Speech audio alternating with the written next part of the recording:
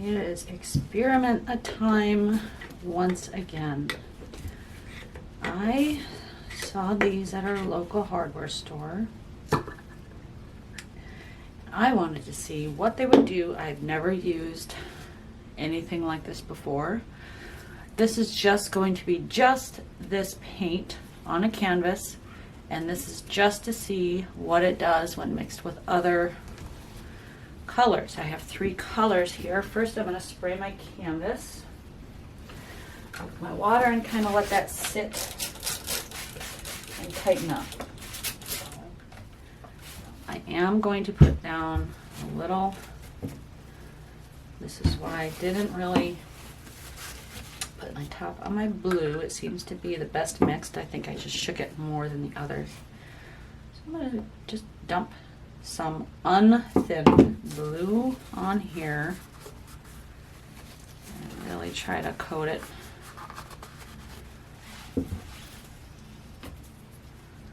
Coat it across here.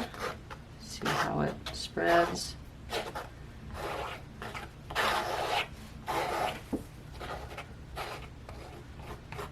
If I can get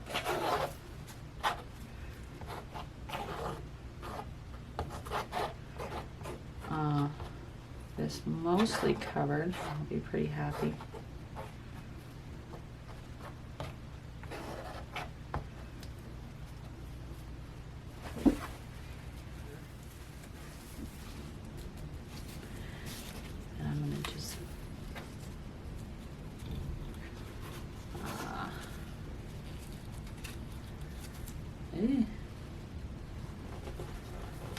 Flip it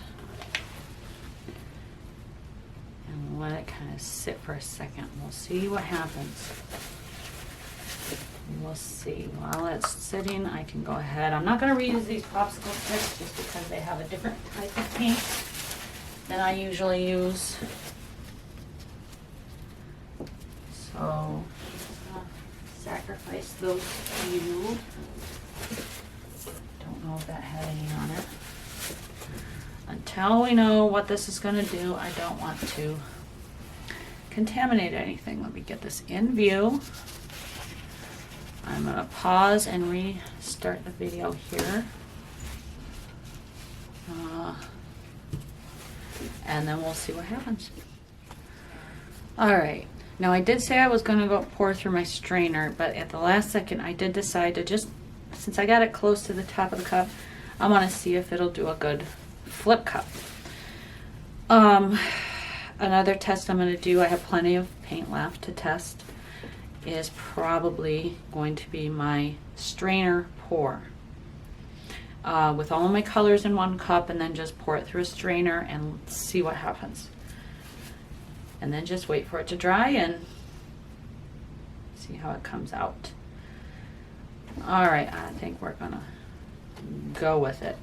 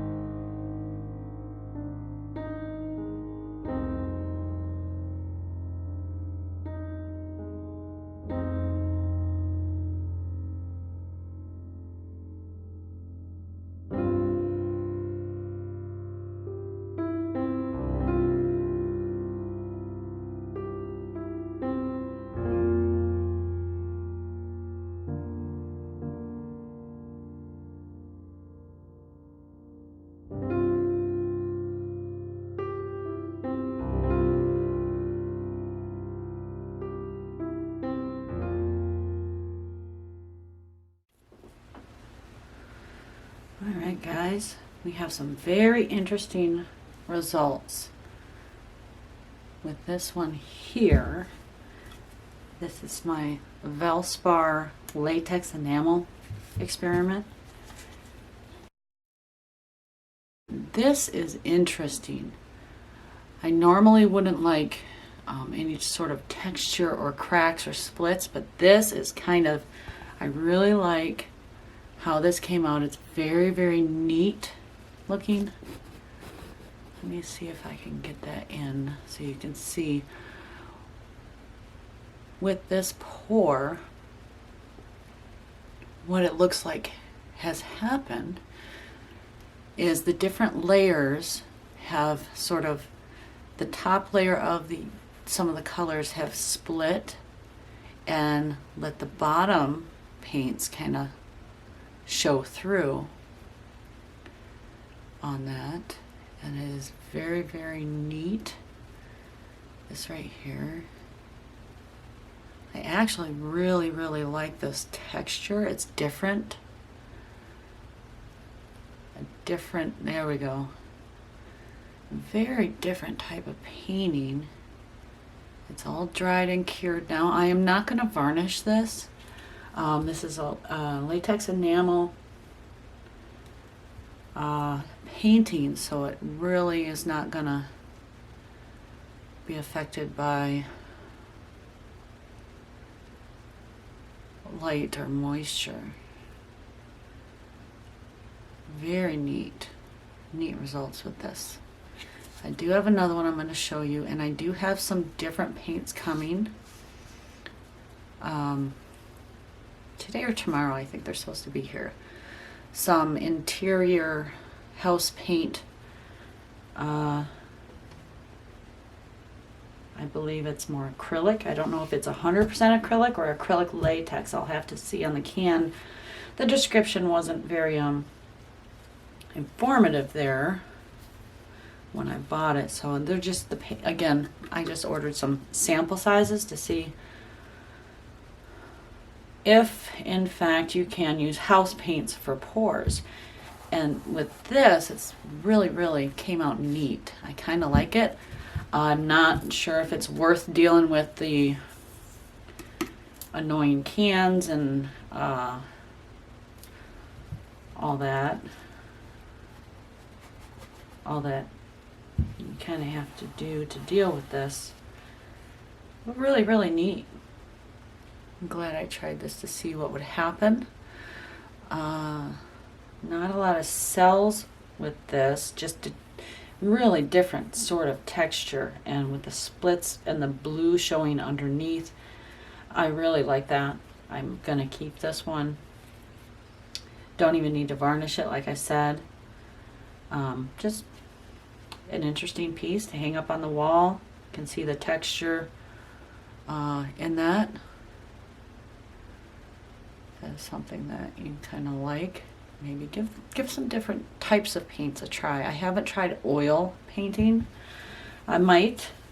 Let's see what happens with my other paints when they get here. But yeah, there's that one. My first Valspar latex enamel experiment. Neat little project there. Well, thank you for watching. Stay tuned for our next experiment.